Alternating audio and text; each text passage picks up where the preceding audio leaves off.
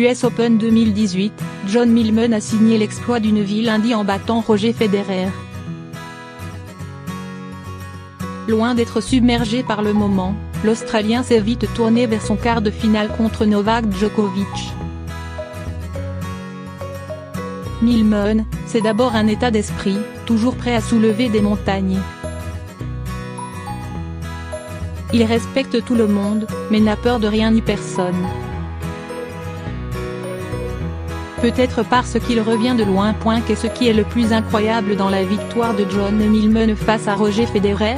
Le fait qu'il n'avait encore jamais battu un top 10 dans sa carrière? Que c'était là le premier huitième de finale majeur de sa carrière? Que jamais Federer n'avait perdu 2 tie-breaks de suite dans un match de Grand Chelem? Ça aurait pu, oui, mais vous n'y êtes pas. Non, le plus extravagant dans cette étouffante soirée new-yorkaise, c'est la réaction du héros improbable face à son propre exploit. Ou plutôt, son absence de réaction. Lorsque Federer a laissé échapper un énième coup droit sur la balle de match, Millman n'est pas tombé à genoux. Il n'a pas hurlé, pas pleuré. Il n'a même pas serré le poing. Il est allé serrer la main de son illustre victime et basta. Comme si, pour lui, cette victoire n'était pas l'aboutissement de toute une vie, mais un simple point de départ vers autre chose. Je joue contre un adversaire, pas contre la réputation de mon adversaire.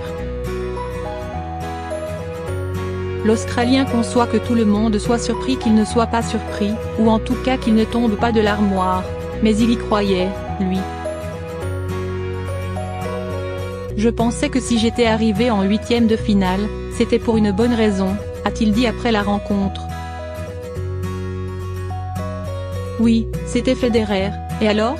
Je joue contre un adversaire, pas contre la réputation de mon adversaire, précise-t-il. J'ai toujours agi comme ça dans ma carrière parce que, sinon, vous êtes foutus. Pas de méprise. Ce n'est en rien une absence de respect pour celui qui se trouve de l'autre côté du filet. Encore moins dans le cas de Federer, que John Millman décrit comme son héros. L'homme aux 20 titres du Grand Chelem l'avait d'ailleurs invité en Suisse avant la saison sur gazon. On cherchait un gars qui s'entraîne dur et qui soit un super mec pour s'entraîner avec moi avant Stuttgart. On a passé du bon temps, quelques jours très sympas, révèle le Suisse. J'apprécie beaucoup Roger, et son équipe aussi, a répondu Millman. Dans le vestiaire, il a toujours été un des gars les plus abordables, on discute beaucoup tous les deux. Alors, oui, il est mon héros. Mais héros ou pas, lundi soir, il avait juste envie de lui rentrer dedans. Il n'ira pas jusqu'à vous dire qu'il savait qu'il gagnerait. Comme il l'a admis, il avait aussi besoin que Roger soit dans un mauvais jour, sinon je n'aurais sans doute pas gagné. En revanche, il était persuadé d'être à la hauteur, même dans le gigantisme du Arthur Ashe. C'était intimidant, bien sûr, je ne suis pas habitué à un court aussi grand. Mais assez vite, j'ai surmonté ça. Chaque fois que j'ai eu à jouer un match un peu plus important dans ma carrière, à cause du contexte ou de l'adversaire, j'ai toujours très bien su gérer et ne pas me faire dominer par l'environnement, explique-t-il. Battre de Djokovic? Oui, pourquoi pas. Voilà pourquoi, y compris après la balle de match, il ne s'est pas laissé dévorer par l'énormité du moment. Certains ont pu s'étonner qu'il ne soit pas plus expressif, mais John Millman était juste dans sa logique. Il a battu Federer? Oui, et, avant ça, il avait déjà battu Fognini, ou Kukushkin. C'est moins clinquant, mais pour lui, ça ne changeait rien. Il repensera à tout ça quand son tournoi sera terminé. Pas avant. J'essaie de rester dans ma routine, relance le natif de Brisbane. Le match s'est terminé très tard, il faut que je trouve le temps pour dormir, taper un peu la balle le lendemain après-midi, remettre mon corps en état de marche. Dans la seconde qui a suivi sa victoire, Mian était déjà tourné vers la suite. En conférence de presse, il lui a été demandé s'il se pensait capable d'enchaîner une victoire contre Federer avec une victoire contre Djokovic.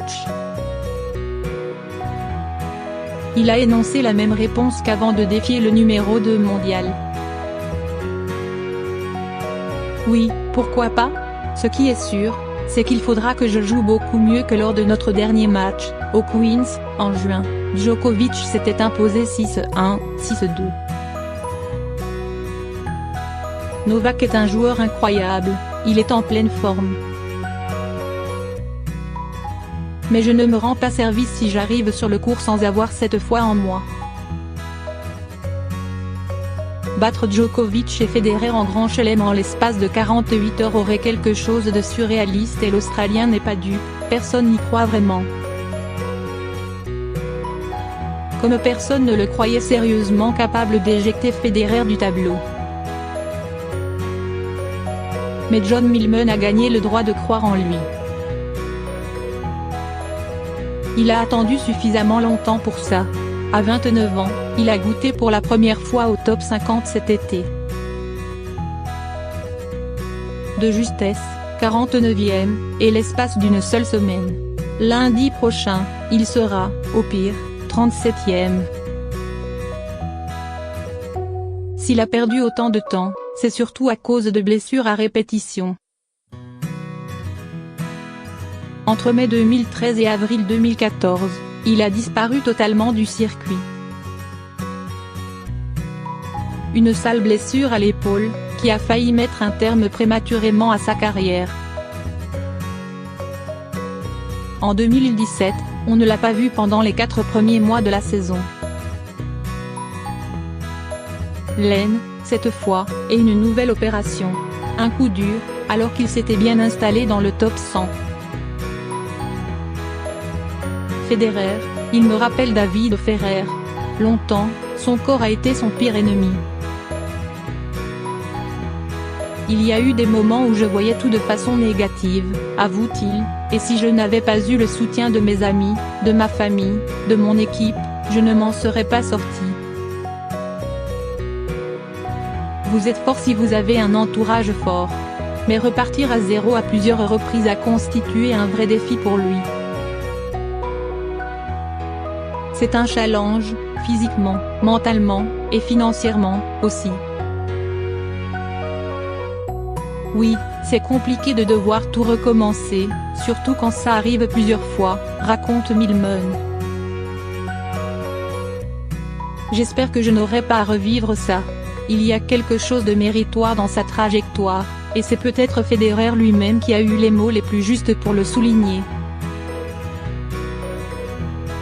Il me rappelle David Ferrer.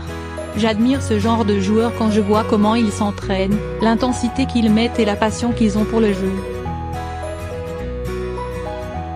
John a toujours un comportement très positif, sur le court et en dehors.